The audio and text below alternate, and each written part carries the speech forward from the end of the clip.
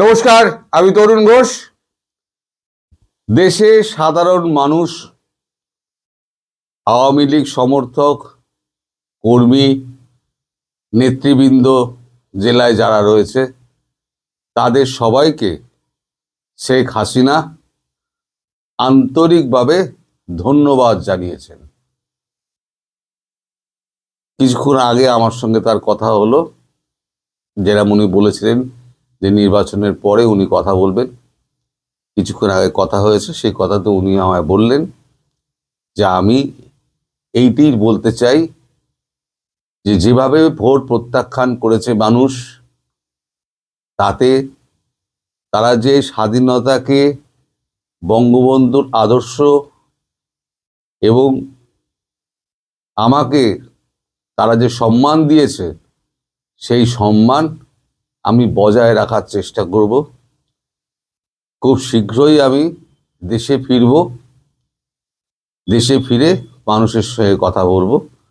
খুব সম্ভবত তিনি এবার একটা ভিডিও বার্তা হয়তো খুব শীঘ্রই জারি করবেন। কবে করবেন তা আমার সঙ্গে আলোচনা হয়নি সে ব্যাপারে।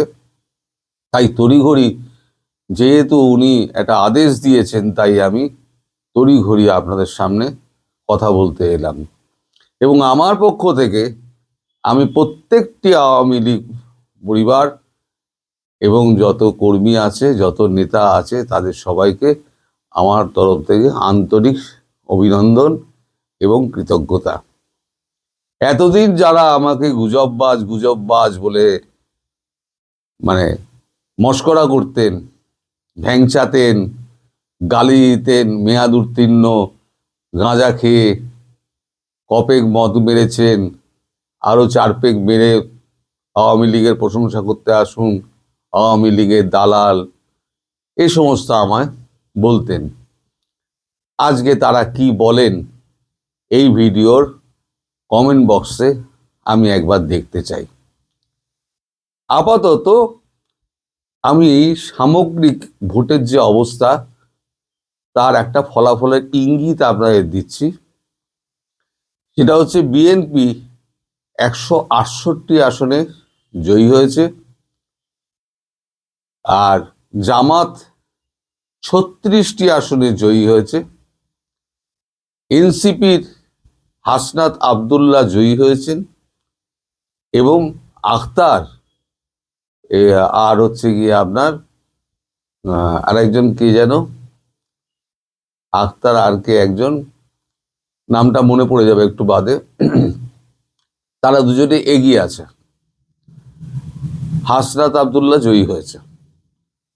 তো যাই হোক, এখনো তরফ থেকে, বিএনপির তরফ থেকে কোনো রকম রিয়াকশন এখনো জারি করা হয়নি। জামাতও এখনো পর্যন্ত কিছু বলছে না। জামাতের যে আমির শফিকুর রহমান, তিনি হাড্ডাহাড্ডি লড়ছেন, কখনো 500 ভোটে এগোচ্ছেন, কখনো 500 ভোটে পেছোচ্ছেন, এইরকম একটা ব্যবধান চলছে। শেষ মুহূর্তে কি হবে বলা যায় না। তাহলে আমার প্রশ্ন হলো, গত রাত্রির থেকে এই যে এত ছাপ্পা ভোট, আর এত মারামারি করে, এত দলাদলি করে যে জিনিসগুলো করলেন, তাতে কি মাত্র 38টা সিটই প্রাপ্য ছিল? আর বাড়বে বলে আমার বিশ্বাস হয় না। এবং ইনফরমেশন ডিপার্টমেন্ট থেকে যে খবর আমি পেয়েছি, সেই খবর অনুযায়ী যদি সত্যিকারের ভোটের হিসেব করেন, তাহলে তাদের খবর অনুযায়ী ম্যাক্সিমাম 13.8 থেকে 14% অব্দি ভোট পড়েছে। 13.8 থেকে 14%-এর মধ্যে ভোট পড়েছে, বাকিটা পড়েনি। সেটাকে এখন মেটিকুলাসলি ডিজাইন করে সরকার এখন ওই 53 থেকে 55 বলেছিলাম না, 53 থেকে 55, সেই রকম একটা ডিক্লেয়ার করার চেষ্টা করবে। তো সব থেকে মজার কথা, সকালবেলা উদ্বাহু হয়ে যিনি নাচছিলেন, আমাদের প্রধান উপদেষ্টা, এখন তার হাত পকেটে ঢুকে গেছে। এখন বিএনপি যদি জিতে আসে তাহলে বিএনপি কিন্তু মানে একে আমাদের মোহাম্মদ ইউনূসকে ছাড়বে না, আর জামাতও এদিকে ছাড়বে না যে আপনি এত কিছু করলেন অথচ আপনি শেষ মুহূর্তে সেনাবাহিনীকে আপনি কন্ট্রোল করতে পারলেন না। কারণ আমি আগে ভিডিওতে বলেছিলাম সেনাবাহিনী স্পষ্টত দুভাগ হয়ে গিয়েছে। এক ভাগ জামাতের পক্ষে কাজ করেছেন, সেটা হচ্ছে আমাদের সেনাপ্রধান। পরবর্তী ক্ষেত্রে ভারতের ধমক খেয়ে তিনি ওই রণে ভঙ্গ দিয়েছেন, সেটাও জামাতের কাছে একটা বড় ধাক্কা, যে ভারতের কাছে ধমক খেয়ে এই যে সেনাপ্রধানের পিছিয়ে যাওয়া এবং শেষ মুহূর্তে ব্যাপক ঠেঙানো, এই জামাতের যত কর্মী টর্মী আছে অর্ধেক তো বেরোয়নি, অর্ধেক বেরিয়েছিল, তাদেরকে ব্যাপক ঠেঙিয়ে তাদেরকে সমস্ত ভোট কেন্দ্র থেকে বারটার করা, এই সমস্ত করেছে। ফলে জামাতের আমির এবং জামাত যারা দল আছে তারা এখন ইউনূস আমাদের ওয়াকারের ওপরে ব্যাপক খাপ্পা। এখন মজার কথা হলো যে ইউনূস কি করবে। আমি সকালবেলা সন্ধ্যের ভিডিওতে আপনাদের বলেছি যে দুটো প্লেন রেডি করা হয়েছে। এই দুটো প্লেন 14 এবং 15 বাংলাদেশ এয়ারলাইন্সের বিশেষ বিমান, সিঙ্গাপুর স্টেট ফ্লাইট যেটা আছে সেই বিমানের সমস্ত বুকিং হয়ে গিয়েছে। কারা কারা কাটবে কাল থেকে দেখবেন ওই লাল পাসপোর্ট জমা দেওয়ার একটা হিড়িক পড়ে গিয়েছে। কারণ এদিকে বিএনপি ছাড়বে না, যদি জিতে আসে বিএনপি ছাড়বে না, আর জামাতের মুখের কাছে মানে কাপ ধরা, যে চা খাবে সেই জায়গা থেকে কাপ ছিনিয়ে নেওয়া, সেটা জামাতও মানবে না। ফলে শেষ দিকে কি অবস্থা হবে, সংঘর্ষ হবে কি হবে না সে নিয়ে প্রশ্নচিহ্ন রয়ে গেছে, সেটার জন্য আমাদের অপেক্ষা করতে হবে। কিন্তু বাস্তবিক পরিস্থিতি যা, তাতে বিএনপি কয়েকশো যোজন এগিয়ে গিয়েছে, যেখানে জামাত তাকে আর ধরতে পারবে না। এই যে পুরো জিনিসটা হয়েছে, এটা সম্পূর্ণ হয়েছে আপনাদের জন্য।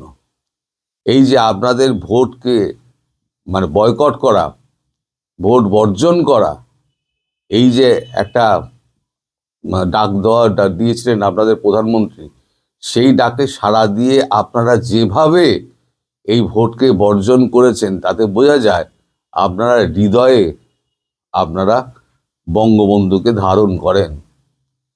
এবং আমি যে এতদিন লড়াই করেছি, আপনারাও ফিরে আসবেন, আমি সে প্রসঙ্গে আসছি একটু বাদে। এই যে আমি এতদিন ধরে লড়াই করেছি, সেটা আমার বৃথা যায়নি। অনেকেই হয়তো আমার ওপরে রাগ করেছেন, অনেকেই একটু কথা লিখেছেন, আমি আপনাদের অভিমান বুঝি। আমি কিন্তু আপনাদের কমেন্ট যারা করতেন রাগ করে, আমি কিন্তু কখনো রাগ করিনি, বা কখনো আমি খারাপ কোনো উত্তর আমি দিইনি। তার কারণ একটাই, সেটা হচ্ছে আপনাদের যে ভেতরে যে ক্ষোভ, আমি যেটা বলছি তার উল্টো হচ্ছে বা হচ্ছে না আদৌ যে ক্ষোভ, সেই ক্ষোভের বহিঃপ্রকাশ আসতো ওই কমেন্টের মধ্যে দিয়ে। আসলে আপনারা আমাকে ভালোবাসেন এবং এন্ড অফ দ্য ডে আমিও আপনাদের ভালোবাসি। তাই আমি সঠিক পথ নিয়েছিলাম বলে আজকে আমি মনে হচ্ছে আমার সিদ্ধান্ত ছিল সঠিক। এবার আসি শেখ হাসিনার ফিরে আসা প্রসঙ্গে। দেখুন, এই যে লাস্টে যে ধমকটা ভারত দিল ওয়াকারুজ্জামানকে, তার মানে আমি সেই প্রথমে যেটা একটা বলেছিলাম আপনাদের, যে বিএনপিকে, তারেক রহমানকে গ্রিন সিগন্যাল দিয়েছে ভারত যে তোমরা ক্ষমতায় এসো, ক্ষমতায় এসে একটা 6 মাসের মধ্যে একটা ইনক্লুসিভ সরকার তৈরি, ইলেকশন দাও, ইলেকশন দিয়ে তোমরা যদি জিততে পারো তাহলে পরে ভারতবর্ষ কেন গোটা পৃথিবী তোমাদের পাশে দাঁড়াবে এবং ভারতবর্ষ মানে সর্বতভাবে সাহায্য করবে। তাতে যদি তোমরা যেত তাহলে তোমরা জিতবে, যদি আওয়ামী লীগ জেতে তাহলে আওয়ামী লীগ জিতবে।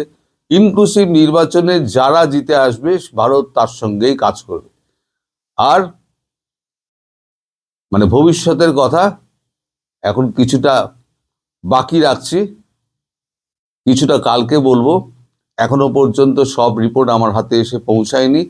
আমি খাপছাড়া রিপোর্ট যতটুকু পেলাম তাই আপনাদের সামনে নিয়ে এলাম। বিশেষ করে আপনাদের প্রধানমন্ত্রীর আদেশ আমি অমান্য করতে পারিনি।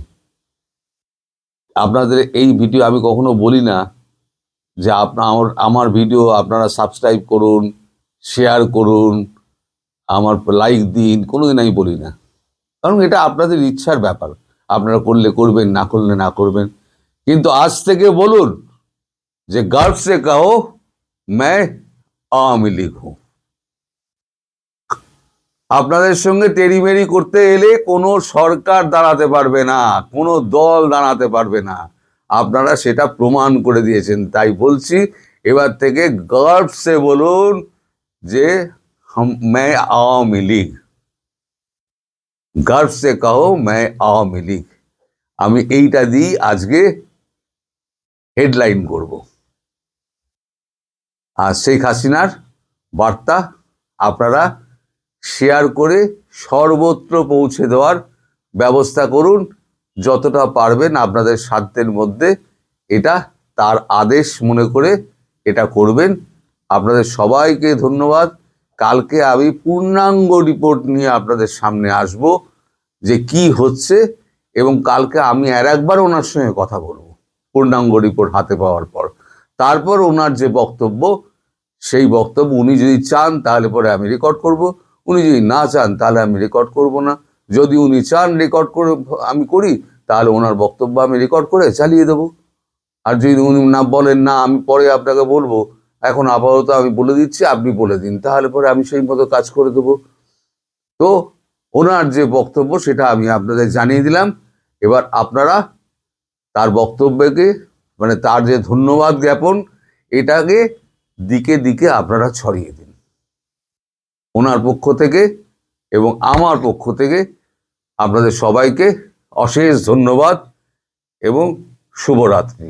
নমস্কার।